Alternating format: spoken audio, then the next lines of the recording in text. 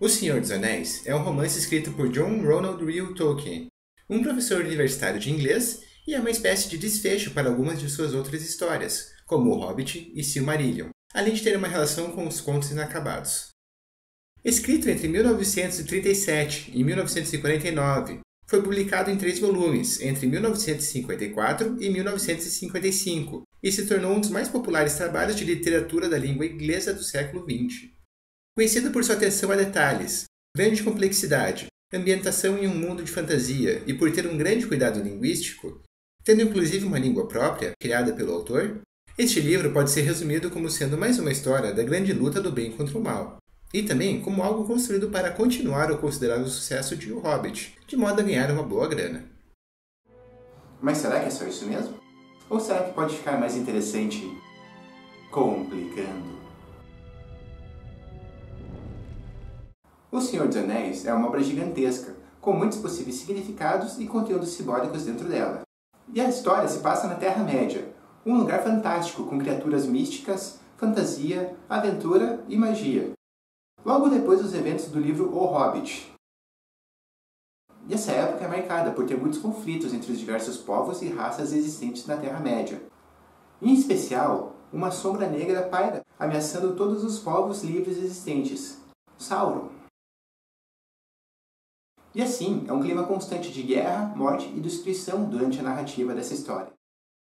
E dá a entender que todo esse clima de destruição e guerra é influenciado, direto ou indiretamente, por Sauron. Entretanto, em nenhum momento Sauron é personificado na história.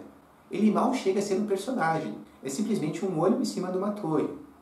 Entretanto, esse olho tem um poder gigantesco sobre toda a Terra-média. Ele influencia seus habitantes, provoca guerras, conflitos e destruição. E por esse motivo, não é nem exagero dizer que Sauron não é um personagem em si, mas ele é o representante de todo esse clima de destruição e guerra que existe na Terra-média. Ele é a constelação do pensamento e da mentalidade de todos os seus habitantes. Ele é só um olho, mas também é o próprio olho da Terra-média. Ele é aquele olho que fica olhando para todo mundo. É o olho através do qual todos os seus habitantes envolvidos em conflitos e guerras olham.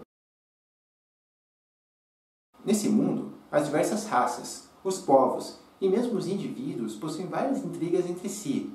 A guerra é iminente e a possibilidade de negociação praticamente não existe. E até mesmo Saruman, o poderoso mago branco, se deixa seduzir pela possibilidade de poder. E tudo isso é regido por esse clima, por esse olho que olha a todos e os leva ao conflito. E outra característica importante de Sauron é que ele é completamente dependente do Um Anel. E esse Um Anel tem um papel fundamental na história, tanto que ele é parte do título do livro. O Anel, em um sentido simbólico, tem uma diversidade de significados importantes para a história. Ele representa uma ligação, um elo inquebrável, seja de escravidão ou com uma comunidade, representa a obtenção de um dom, de um poder, representa também o quanto que o poder individual e a vontade pessoal não conseguem escapar de um destino inexorável, e também pode representar várias coisas relacionadas ao self e à completude. Só que mais especificamente, o Um Anel representa uma coisa que já é dita no filme, o poder. E dada a ligação entre o Anel e Sauron, não é nenhum exagero dizer que o próprio Sauron representa o poder. Ou seja, que o clima que está em toda a Terra-média é, na verdade, o desejo pelo poder. Mas o que é mais exatamente esse poder que o Anel representa? A master ring to control all others.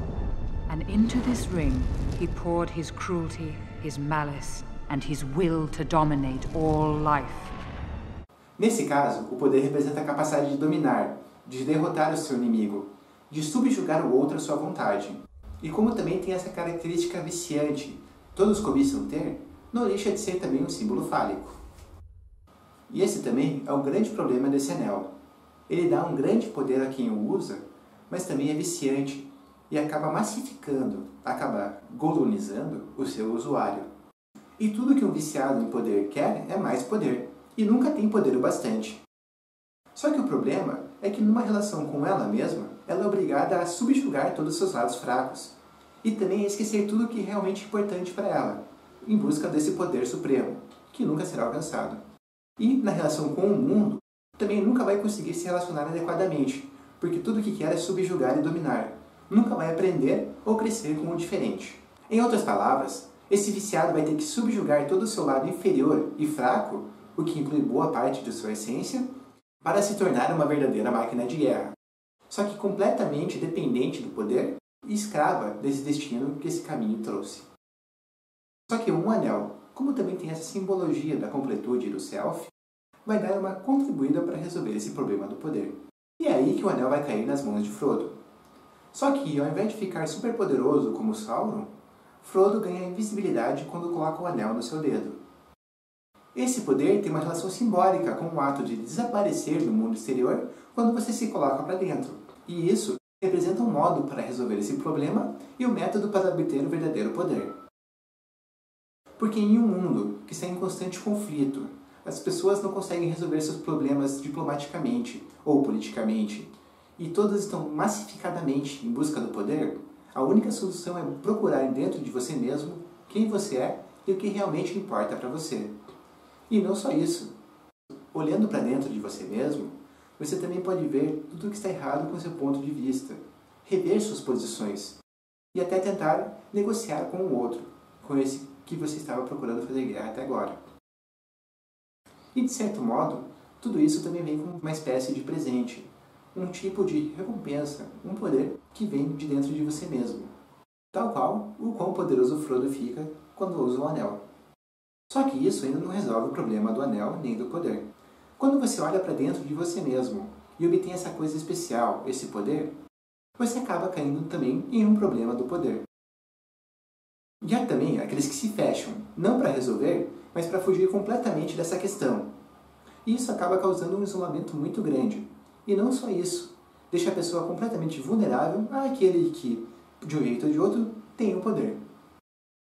E há também aquele que, olhando para dentro e obtendo esse poder, acaba usando esse poder como bem entende. Acaba sendo igualmente corrompido pelo poder. Isso é representado muito bem naquele dilema clássico, também vivido por Frodo, que é o de que, se você fosse invisível, como você usaria seus poderes? Para o bem ou para o mal? Outro problema é que, quando você olha para dentro e obtém esse poder fantástico, você pode ver que ele não é muito igual ao mundo real. Pelo contrário, essa certa idealização que você tem acaba sendo muito diferente dessa realidade, essa imperfeição toda que existe por aí. E você pode concluir que não vale a pena misturar os dois. Misturar esse mundo errado com essas coisas que você tem dentro de você mesmo. Ou ainda, que essa coisa fantástica não pode existir aí, no mundo de fora. A menos que você obrigue, pela força, ele a aceitar isso. Ou seja, invocamos Sauron novamente.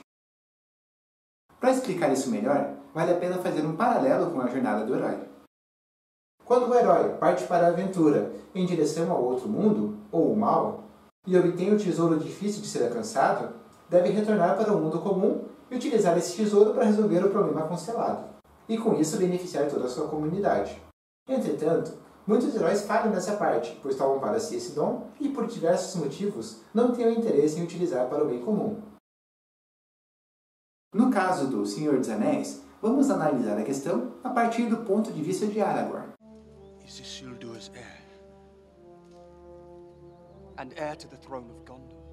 Filho de reis, pode obter um poder inimaginável, mas primeiro precisa reivindicar o seu trono. E para isso, precisa vencer muitas batalhas e obter muito poder. Ou seja, ele tem todo o potencial para se tornar um servo de Sauron, se não o próprio Sauron da geração seguinte.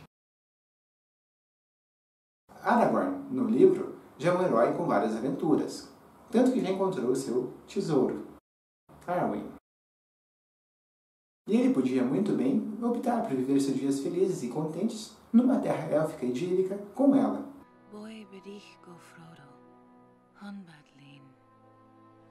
E ele podia também subjugar toda a Terra-média e seus vários povos com o seu poder. Só que ele escolhe um outro caminho. Aragorn tem como missão combater Sauron, ou seja, combater todo esse clima de guerra e destruição que domina a Terra-média. E para isso, ele precisa dominar, reinar sobre a Terra-média com um outro ponto de vista. E esse novo ponto de vista, esse simbolismo que traz Aragorn, pode ser representado também pela Sociedade do Anel. A Sociedade do Anel é composta por uma diversidade de raças, em especial um anão e um elfo, raças historicamente com conflitos, e 4 hobbits, que são uma raça historicamente relegada e relativamente fraca comparada com as outras. E tendo Aragorn, um humano, como padrão, nós podemos considerar as diferentes raças da Terra-média, como raças quase humanas, como sendo representantes de partes de uma personalidade. Os elfos, por exemplo, são descritos como belos e justos, o que poderia representar a nossa parte mais bela e justa. Os anões são trabalhadores habilidosos, dedicados e um tanto gananciosos. Os orcs, Elfos corrompidos? por vezes seres fabricados, são um lado massificado, violento e ignorante. O mago é um estranho guia que, segundo o próprio autor, é uma derivação de Odin. E, em especial, temos os hobbits. Os hobbits, em comparação com toda a Terra-média, parecem bem fora de lugar. Inclusive, parece que todo o clima do condado é completamente diferente do clima da Terra-média.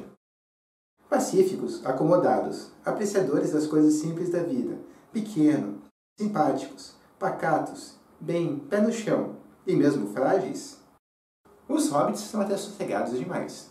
Preocupados muito mais com a sua vida boa e manter sua rotina e com as picuinhas da região, acabam se tornando completamente alheios a essa disputa de poder e, consequentemente, fáceis presas para qualquer um que deseje dominá-los. De certo modo, eles têm uma postura oposta ao de Sauron, mas ainda assim têm problemas com essa questão do poder. É quase como se o condado precisasse de Sauron para se equilibrar um pouquinho mais, e Sauron precisasse dos hobbits para também conseguir esse equilíbrio. E voltando a colocar Aragorn como referência dessa história, na sua luta contra Sauron, ele tem que invocar um lado meio hobbit para conseguir equilibrar essa equação. Ou seja, a luta de Aragorn não consiste em pegar em armas e derrotar as forças do mal ou dominar a Terra-média, mas ela é representada pela jornada de Sam, Frodo e Gollum. Uma jornada que consiste muito mais em aprender a se relacionar com o outro, como lidar com esse diferente, com esse inferior e esse fraco, como mudar as coisas sem usar a força, e como, principalmente, você precisa ir em direção à Montanha de Fogo para abrir a mão do poder, abrir mão do Anel. E se Frodo pode ser encarado como uma representação de um outro lado de Aragorn, o Gollum também pode ser encarado como uma representação de um outro lado de Sauron. Em outras palavras, o Gollum representa tudo aquilo que é desprezado e um viciado em poder, apesar de ser a única parte dele que, concretamente, existe no mundo. É consideravelmente fraco, solitário, é manipulador. Ele tem uma relação muito primitiva com a realidade, tem uma distorção de personalidade, não sabe muito bem a sua identidade própria. E vale lembrar também que o Gollum um dia foi um hobbit que foi envenenado e controlado pelo poder do Anel. Com essa dualidade, os hobbits remetem muito à raposa do livro do Pequeno Príncipe. Nessa história, a raposa oferece ao Pequeno Príncipe, um ser de outro planeta, um modo mais realista de se relacionar com as pessoas e o mundo, que é cativando, criando vínculos, estabelecendo elos entre as pessoas. Entretanto, para que isso aconteça de verdade e ele consiga estabelecer uma relação mais real com o mundo, ele precisa se livrar de suas idealizações de outro planeta, o que não é o caso. E aí então aparece a cobra, representando a fixação em um ideal inalcançável, a decadência e a morte no mundo concreto. Ou, em outras palavras, representando um Gollum. Por isso, o relacionamento de certa forma terapêutico que Frodo tem com o Gollum no decorrer do filme é essencial para a resolução desse problema. Aceitar que somos imperfeitos, aceitar que temos defeitos, apesar de todas as idealizações, que temos um lado fraco, desprezível e cheio de cobiça pelo poder, é fundamental para que a gente possa lidar realmente com essa questão do poder. Só assim podemos evitar de usar o poder para esconder as nossas fraquezas e de evitar de entrar nesse ciclo vicioso de busca de mais e mais poder. Ou seja, é só assim que é possível abrir mão do Anel e se redimir dessa questão. Vale dizer que abrir mão do Anel também é abrir mão de idealizações exageradas.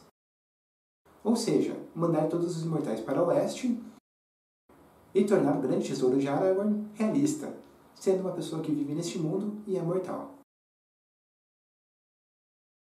Mas será que existe alguém que realmente chegaria ao ponto de querer alguma coisa tanto, de se viciar nisso, que chegaria a esquecer quem é e que consideraria todos os que se opõem a ela inimigos, considerando qualquer possibilidade de negociação ou de chegar a um acordo impossível e usando de qualquer tática, meio ou ideia para derrubar esse seu inimigo, mesmo que se torne igual ao tal inimigo? Não pode ser. Mas em todo caso, essa simbologia pode ser muito bem aplicada aos casos de dependência química. O uso de um psicoativo ou de algo que alimente esse vício da pessoa é um exemplo clássico de algo que traz um presente, mas que, entretanto, não é aplicado ao mundo nem a ela mesma de forma realista. Isso acaba por causar a necessidade de um ciclo infinito, de um elo sem fim. E por mais que, no momento que esteja vivendo esse vício, a pessoa possa se sentir muito bem, poderosa e vivendo uma vida idílica, que nem um Hobbit ou que nem um Sauron, no fundo, ela acaba sendo apenas um Gollum.